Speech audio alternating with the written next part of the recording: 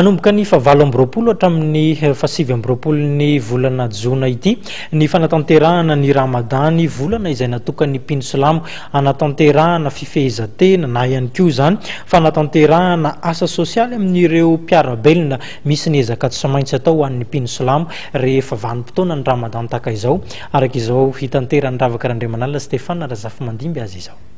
Raha mitsinana amin'ny aliny 17 jona ho avy izao ny volana dia manomboka amin'ny 18 jona ho avy izao ny iray volana ramadany amin'ity taona ity.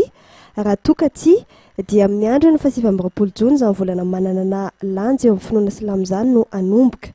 Maro no andrasana amin'ny mpino silamo mandritra fetin'ny ramadany io. Volana pasy ramadany izy io dia volana fahasivy amin'ny fanisana amin'ny silamo izany. Amin'ny calendrier islamika izany izy io dia volana fahasivy.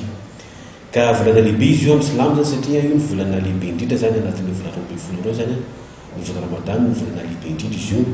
Volana fiovana izy io, volana fanompona izy io, volana ny famelana izy io.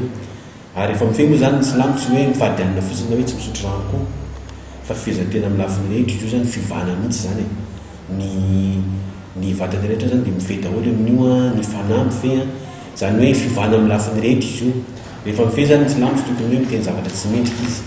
Zany dia zavatra tsy mendrika ihany koa hoe manao resaka tsy mendrika zany fa tokony mifehy tena amin'ny lafiny rehetra.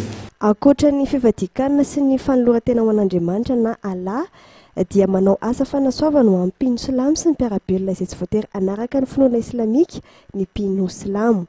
Ahitana taratra izany ny asa sosialy ho tanterahany eto amin'ny Centre Rasoul Akram sy ny Unisma Antomadinika. Ampiana ny volana silamo izay dia maro be koa zany ny asa soa ataon'ny CRA izay iraisan'ny mpino silamo rehetra mihitsy, tsy hoe ny samy mpino silamo ihany no fampitsinjo amin'io fa raha ho an'ny CRA manokana zao mandritra ny volana ramadany mandritra ny 30 andro dia izy zany fizarana vary isan'andro isan'andro ho an'ireo olona sahirana amin'ny fokontany manodidina amin'ity toerana ity dimanjato plat izy io.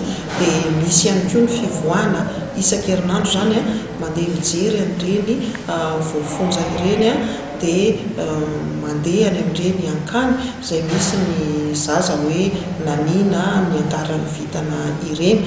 Ao anatin'ny fanamarena ny andro ny 19 jona dia zara arendrina ho an'ankizy miisa 500 avy amin'ny fianakaviana sahirana eto Taomadinika sy manodidina azy no nampifaly azy ireo ihany koa ny Centre Rasoul Akram sy ny Unisma ny tolakandro teo.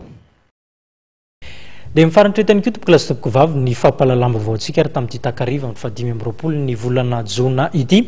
Mirary antsika sady hanao fetin'ny fahaleovantena mahafinaritra herendoza ihany koa izay avy eto anivon'ny vondrona Ma TV mametraka ny veloma mandrapitafa ho manaraka indray veloma.